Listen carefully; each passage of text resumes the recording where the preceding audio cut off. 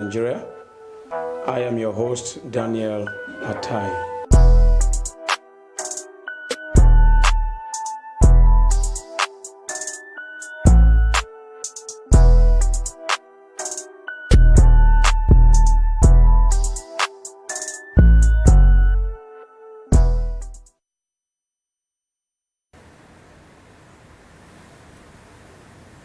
IPOB, OPC, Boko Haram are products of youth unemployment. The federal government is worried by the increasing rate of the unemployment in the country, says Ngige. Welcome to Spectacle on Television Nigerian. I am your host, Daniel Atai.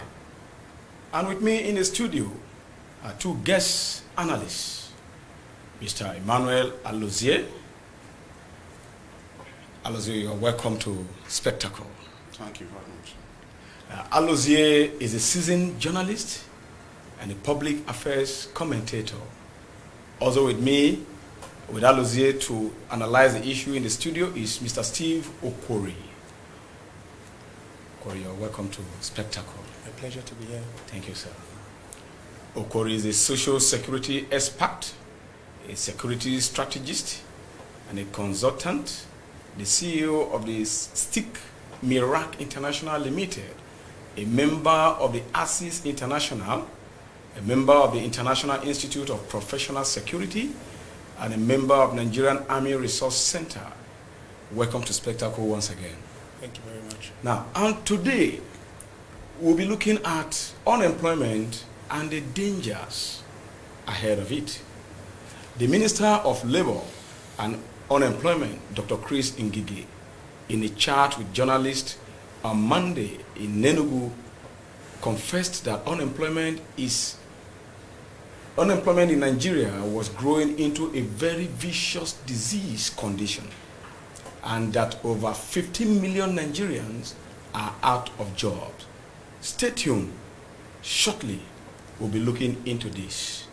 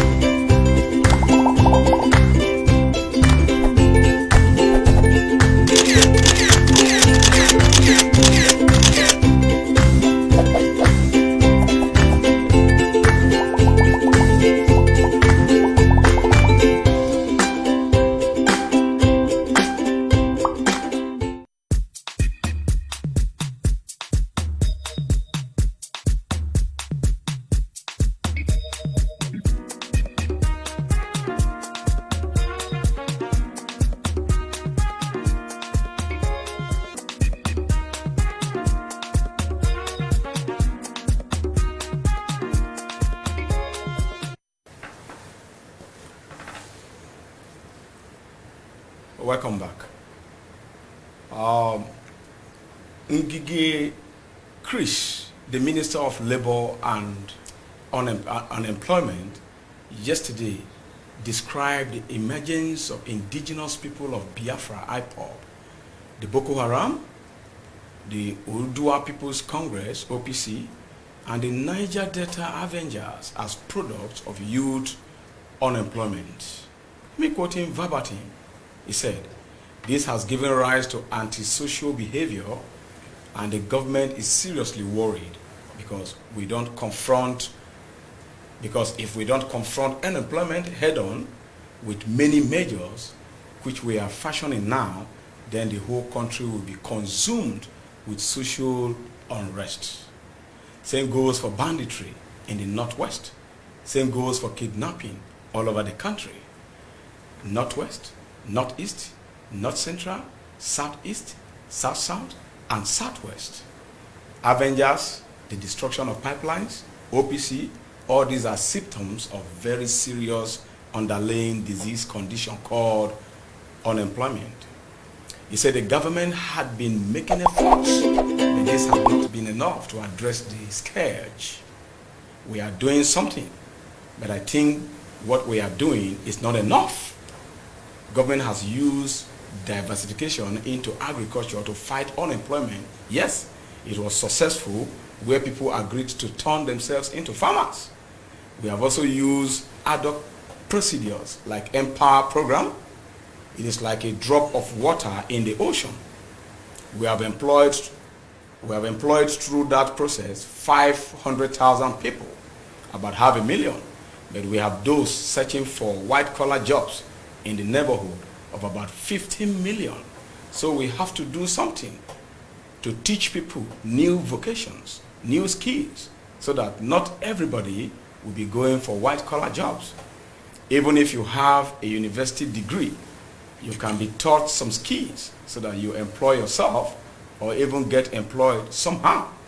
So we are going to do that, or it is on the table.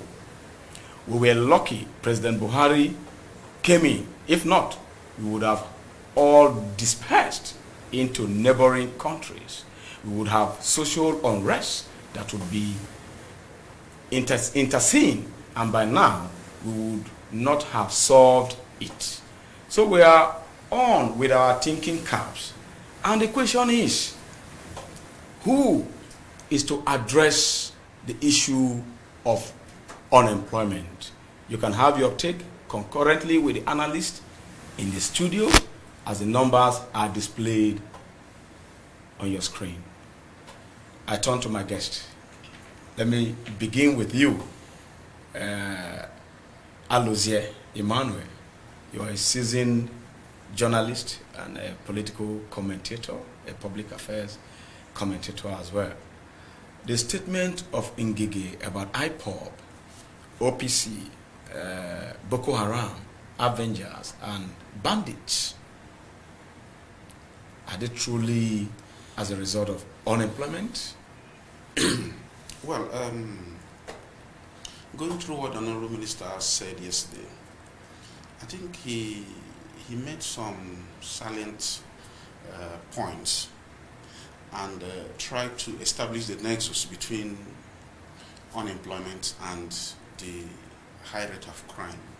It is logical that where you have a lot of people unemployed, a number as high as 15 million, I don't think, except for Ghana, Cote d'Ivoire, and I don't think many countries in West Africa are up to 15 million.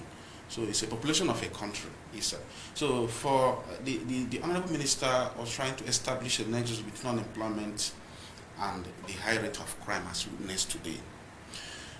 He's right, partially, but he is not always true that the only cause of unemployment and the only cause of insecurity is unemployment. Okay. We have a plethora of evidences to show that those who are employed, many who are gainfully employed, are also involved in one form of crime or the other. Now, if you simply know what Boko Haram stands for, you discover that, to me, it is more of an ideology, okay, than that's the what actually an economical factor. Yeah, than an economic factor, because we've seen all over the world. And what about that of IPOB? Yeah, even IPOB. IPOB is an ideology. I can tell you that for free. I can tell you that many people who are members of IPOB, many people who are advocating that ideology, strongly believe in that. Many of them are not. Many of them are artisans who earn a decent living by all standards. Okay. So it's not basically the cause. Unemployment is not basically the cause of or the reason why people hold on to a particular ideology.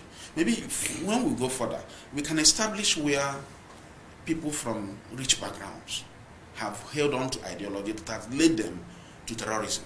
For instance, the popular founder of Al-Qaeda, Osama bin Laden. Okay. Osama bin Laden was a successful engineer all over the world.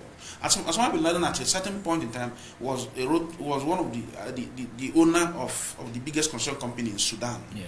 So, and can it be unemployment or what? So it's not only unemployment that has given rise to insecurity.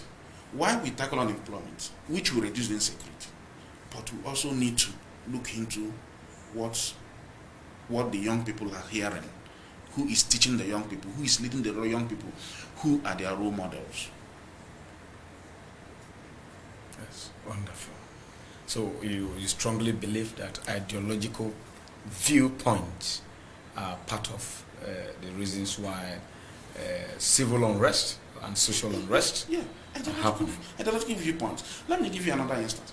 In 2016 or 2015 or thereabout, the son of a former CJN left Nigeria and joined ISIS. ISIS. Ibrahim Uwais. Yes. He joined ISIS. He taking away his 2 wives here, and all those 2 wives were working in well-paying federal government parastatals. So it's a matter of conviction. You understand? Yeah. When you begin to tell yourself that, what am I doing here? I have a greater stake somewhere. I have a greater stake somewhere. You see, people, in Nigeria, we undermine the potency of religion. You understand? We undermine the potency of religion. And the way religion can, make people not to reason logically, so to speak. So if a son of a former CJN could join ISIS, leaving his well-paying job, dragging his 2 wives, who were also on good government payroll here, to join ISIS in far away Syria, can we call that unemployment? All right, but okay, let me turn to you, Mr. Steve Okori. You're a social security expert in this field, and with your profile, I believe that you can provide solutions to the present government, especially if a minister is crying out loud that helplessly. What do you think resulted to the statement of the Minister of Labor and Employment, Mr. Chris Ngige? Well, thank you very much for having me. You're welcome. I want to say that it is very disheartening to hear that a minister that is supposed to provide employment for Nigerian citizens to come on air crying. You see, if he had made instances in the line of kidnappers or armed robbers and all that, I would have said yes. Unemployment gave rise to all that, because we'll see where people have been to school and graduated from school, they don't have jobs. So they now go into criminal acts like kidnapping, armed robbery, and all that to see how to fend for themselves. But you see, the OPC and the IPOB and the Boko Haram that he mentioned during his course of press briefing, is they have a motive. Their motives are there, we could see. IPOB asking for freedom from Nigeria, they want their own state. They want secession. Yes. Boko Haram, it has religious belief, just the way my brother here has said. And OPC. OPC of now is different from OPC of then. OPC now is even more structured. They are registered with the Corporate Affairs Commission, and you can see that they are making effort to see that they curtail the insecurity situations in the southwest. You understand? So the whole idea is that the government needs to create jobs, create enabling environment for investors to come and invest. You see, where there is peace, development thrives. So when there is no peace, there are certain states in this country where industries and businessmen are closing down because of insecurity. And as they are closing down, you know that there won't be jobs anymore. So what I'm saying is that, number one, the government needs to create an enabling environment for investors to come invest. Two, the government needs to see that the people are well schooled. You understand? What we're saying here is education.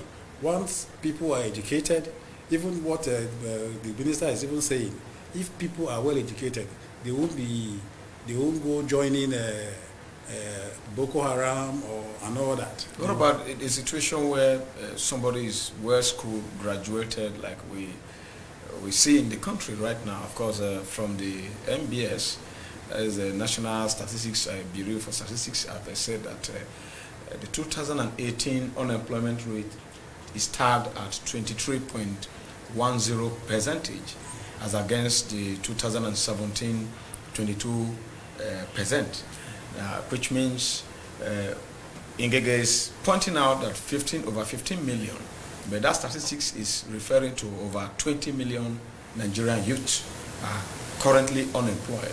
And there are this category who are also gender disparity, where about 54% of men, that is male, are unemployed, and about 64% of female are unemployed. And these are all youths.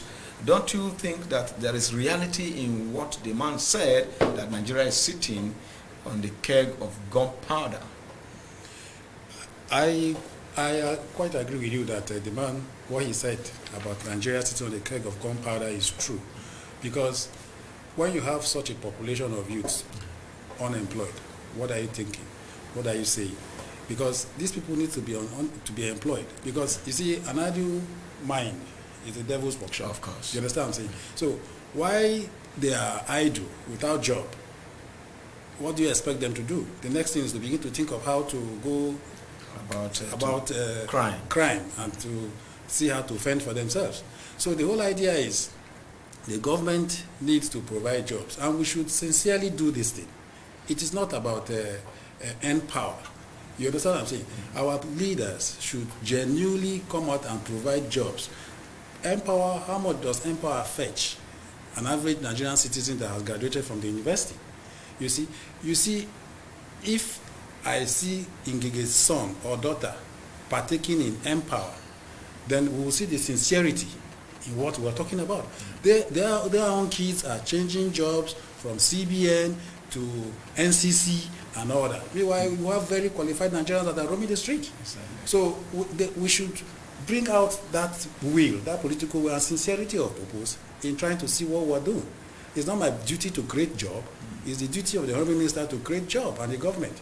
So I want to enjoy the government to see how they create jobs for the team. Thank God the quote that he's not talking about, the number, the population is coming from the minister himself. You understand? So the whole idea is for the government to sit up and create jobs for the teeming youths that are there. All right, thank you very much. We have our first caller on the line, and we'll take his call, and let's hear his input. Hello. Hello, good afternoon. Good afternoon. Your name and where you are calling from? Thank you. My name is Comrade Felix. I'm calling from FCT. Okay, you are watching us live, and you think you can contribute. Go ahead.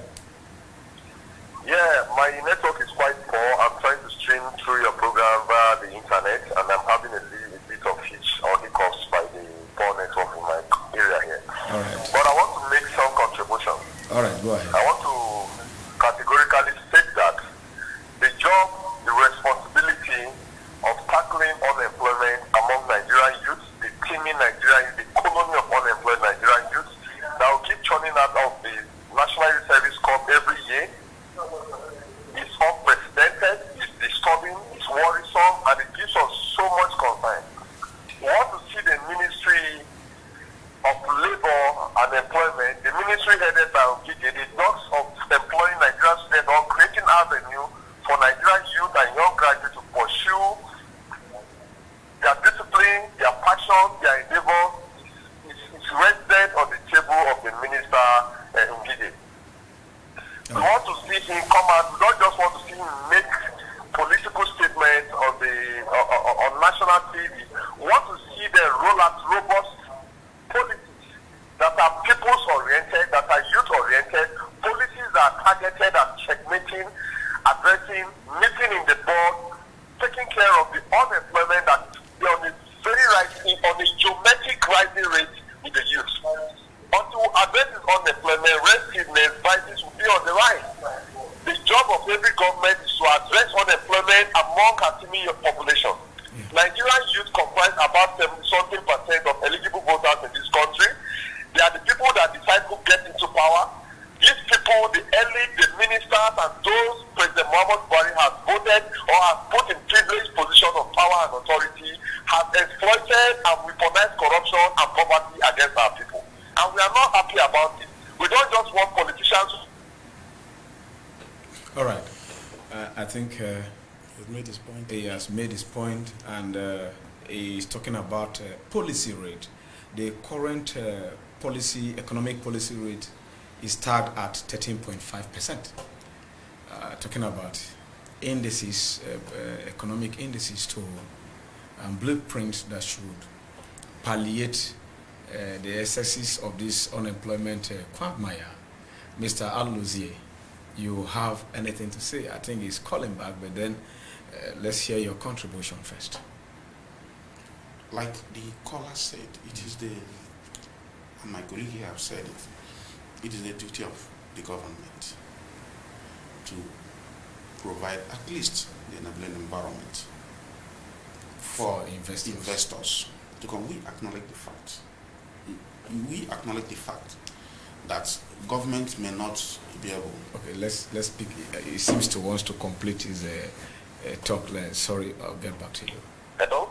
Hello, you are calling back Great Am I live Phoenix. on Spectacle? Yes, you are live on Spectacle. You can Okay, go sorry, ahead. the network, the proper network coverage over here interrupted my comment. All right, you talked about political policies. Yes. Go ahead. Can you hear me? Yes. Okay, the network is poor. Just have me give my submission and then on this matter. What I'm trying to say is this. President Muhammadu Buhari, we don't want to see that the recent cabinet constitutional appointment is allegedly a political, what do you put it, to compensation grant to compensate those who work for his election. I want to tell you that nobody works for the election or for the victory of President Muhammadu Buhari. The people that actually voted and worked for the election of President Muhammadu Buhari are the youth that cannot afford 3 square meals on their table, are the youth that cannot afford education today, are the youth that cannot have a job without knowing someone in government. How many people in the elite class stand under the rain and shine to vote for these men? They give them huge sums of money to go to their respective constituency. They sit on this money. Yet Nigerians, out of passion, because they want to see a changed government, they want to see a government that is people's driven, people's oriented, people's that is there to serve the interests of the masses. But unfortunately, when they get to the comfort of these, their offices in FCC and in Abuja, they speak and they spite our common sensibility and concernability. And we are not happy about it. We want to see the Nigerian government take proactive measures to tackling unemployment, even to the tune of 30% among the current unemployed or the colony of unemployed Nigerian youth. If they don't address it, I want to tell you that they will continue to record high cases of social violence, criminality, kidnapping, and non-what have you. The unrest in the land predominantly is on unemployment, and the government must take them. All right. Your submission is well taken. You heard him. He said, if the government don't, but should it be government always? I'm talking to you. Okay, me? Yes. Because the situation now is talking about the youth were those that voted for President Muhammadu Buhari and not those political allies that he accused him of settling with positions. That is his opinion. However, he said the onus is on the government and the Minister of Labor and Employment, Mr. Chris Ngige himself. And Ngige seems to be crying out for help. So where do we go from here? Thank you very much. Just the way I said in my opening remarks, I said it's disheartening for such a call or cry to come from the Honourable Minister of Employment and Labour. But be that as may, the government is not the government alone. Just the way I said it, and it's for the government to create an enabling environment. Okay, we have people like Dangote and some other Nigerians that are investors in this country that are creating jobs too. You understand? If you look at the payroll of Dangote, you appreciate the man, and the likes of Adenuga and the rest. You understand what I'm saying? So supposing Dangote's company is somewhere in the northeast where we have insecurity and all that, you won't expect that the company will strive the way you expect it to strive. You know, the man will now look at how to fold his company for lack of insecurity. If he invites expatriates to come work for him in his company, the security and guarantee of the expatriates he has invited to come and work for him will not be there. So automatically he will fold up and all that. So invariably what I'm saying is that it is the government's duty to create an enabling environment for investors to come invest, open factories, open companies, and all that. It mustn't. They have different cadre in a factory. People that are not very educated can work in the different cadres that you have in a company. So when they are very busy, their minds go off crime. You understand what I'm saying? So the whole idea is for the government to create an enabling environment, create jobs. So it behoves on the government. Basically, it behoves on the government to see that unemployment is reduced drastically, and the environment is secured for people to come and work. All right, Mr. Aluzie, of recent, the government introduced about 2 to 3 new ministries. The Ministry of Special Duty and Social Investment. Do you think this can, if facilitated and implemented, especially the policy-driven blueprint, do you think it can go a long way curbing unemployment?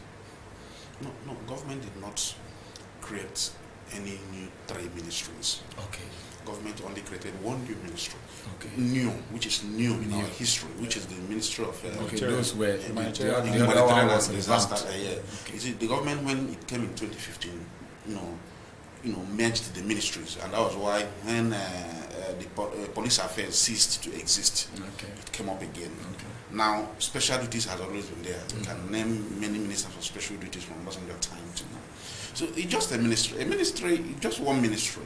They will go to head of service. They just come in there and give them their pool staff and they start.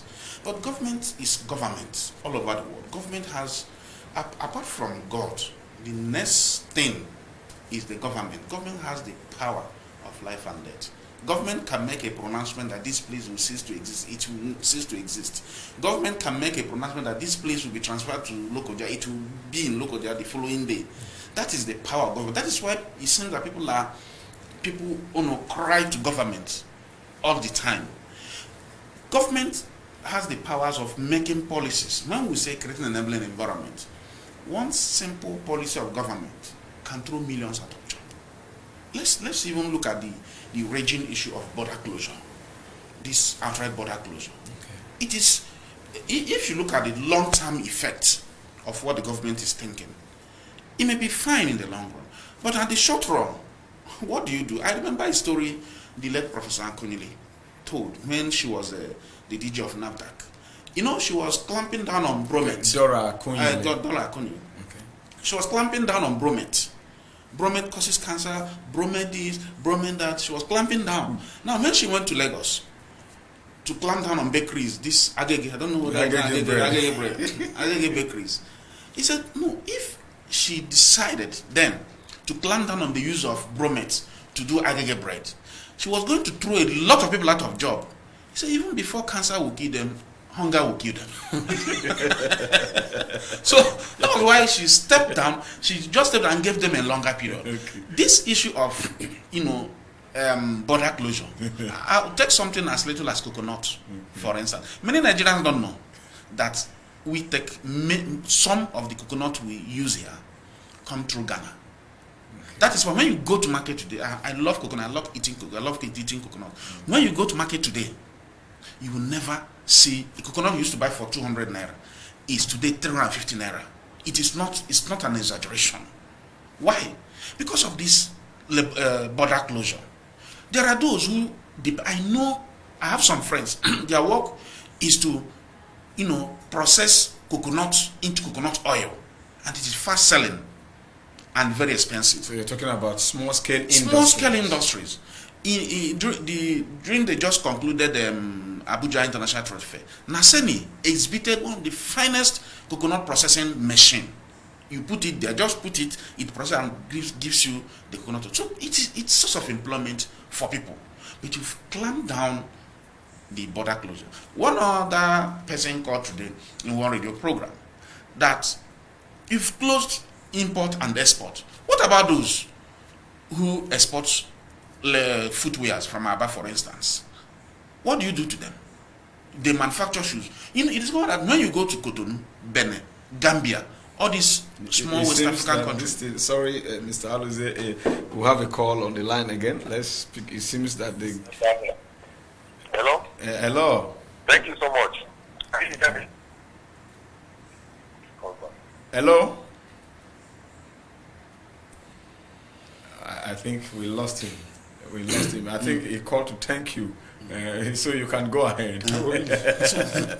So the thing is, when you go to these small African countries, some of their footwears, apart from coming from China, come from Aba. And you've closed the border where the shoemaker or the manufacturer in Aba cannot take it out of Nigeria. You've created such agony. You've thrown people out of job because you want to stop importation of rice. You've stopped exportation of shoes. That is why government is supposed to be people with eggheads. Government is supposed to be people with people, it's supposed to be full of people who have, brighter ideas on how to solve a problem without creating a greater problem. So how are we shouting of 15 million unemployed Nigerians and we are throwing more people into the unemployment market by closing the border? And look at it, according to MBS today, yes, the price of inflation has risen from 11.2% to 11.24%. Yes. Just within 1 month. Yes. Because of this border. The highest since 2006. Yes. So that's what people are saying. What we are saying is this. You see that climb? What we are saying that before you say, okay, let us clamp down on smugglers, let us clamp down on this, there must be some, incentive. There must be some, leeway. In any case, my brother, there is no amount of border closure. The only thing that happens is price hike, price spike. Okay. You can't close the border to the point that, you see, what has made, let's take something like cocaine, for instance. What has made cocaine a very expensive weed? It's just because of ban. If you open ban today, it's okay, import as many cocaine as you can. It is already, a wrap of cocaine will just be like a wrap of cigarettes. But there are still cocaine in the most dangerous places in the world, where even in is it not President Duterte of Philippines? Not Philippines, Indonesia. Okay. That there is no mercy anywhere, but people are still taking cocaine there. Yeah. So that's what I'm saying. What you do is to, empower smugglers. They go underground. They can dangerous smugglers can build 10-kilometer tunnel underground to bring in goods, if they mean to do that. So government should be able to put a human face to some policies, especially when your citizens are crying. Look at what happened in Ecuador. 2 weeks constant protest. 2 weeks constant protest for removal of fuel subsidy. Nobody told President Moreno to reverse it. Why did the Sudan president, the deposed one, increment in bread? That was what triggered that. Yes, so government should be able, when you remember that you have 15 million people who are angry, who are unemployed. The percentage you mentioned, is it over 15 million? Yeah. We are giving the accurate figure here to be 20 million plus, 20.3 million plus. If 15 million unemployed Nigerians angrily troop out of Nigeria, everybody in Asarok will leave. That is the issue. But what we are saying is this: it is the duty of government to create that enabling government. Bring in policies that will, cushion this hardship. Right. Thank you very much for that wonderful take. Your last take, because we are closing. From the indices I have here, the GDP growth is 1.8% now at the third quarter of this year. And the policy rate is 13.5% at the third quarter also. MPR. Yes. Monetary policy rate. Yes. And current inflation rate is 11.2. 24. 24, yes. 11.2. Anything after the The decimal is minute anyway. And we have the unemployment rate itself is 23.10%. That is about 20.3 million. And we have a previous rate, because if we are judging the statistics equating to our population, we are no longer 195 as of 2018. We are over 200 million now. So your last take on the security implication and solution. You have given, both of you have given several solutions, but are these solutions that have been ending on the docs table of the government enough? Because he said, if you look at what the minister said, emphatically, he said that if nothing is done any moment from now, and then he went on to say, thank God that President Muhammad Buhari is in here now. So, to me, is it a paradox or metaphor? I don't know what to describe the statement. So, your last take, so that we can wrap up the. Yeah, thank you very much. I don't know where the minister is trying to shift the burden of his job to, but we'll try and see how to put in one or two measures to see how to curb the unemployment problem. You see, our leaders should have that political will to see how to put it in governance, basically, and policies or recommendations should not just end on their desk. They need to implement them genuinely and sincerely. So whatever policies they are putting in place, they should implement those policies sincerely and genuinely, and with that we can have a headway in terms of trying to see how to reduce the unemployment in Nigeria. All right, thank you very much. You have the last word, just 10 seconds. The buck stops on the government's table. Okay. The burden, it is responsible of government to remove this burden, because it's a burden. All right. We don't need to shy away from that. All right, that is where we'll stop on Spectacle today. You heard the analysts. Let's say the bulk of the responsibility lies with the government. And if the government wants to change things so that youth will have employment, then they have to follow the blueprint of enabling policies that will give and guarantee employment for both graduates, artisans, and what have you. Spectacle will be live again tomorrow for your wonderful contribution, and we are still open to sponsorship. And don't forget, our magazine, our tabloid is still there for you to subscribe to. The tabloid is it's called The Nigerian, and wonderful. This month's episode is completely wonderful for your pick, and I think it's about £8, $10 and 2,500 naira. I bet you won't regret having it. Thank you for watching. I remain your host, Daniel Atai, and see you tomorrow.